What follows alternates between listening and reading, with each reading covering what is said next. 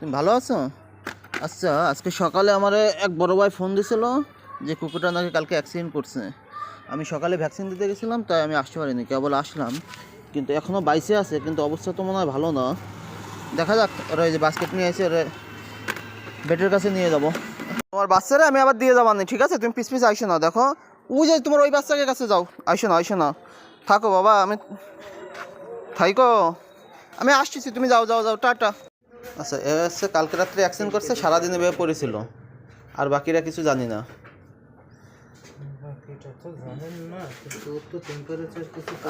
আমি তো সেইটা ভাবতেছি যে ওর তো শরীর ঠান্ডা, কিছু নাই শরীরে।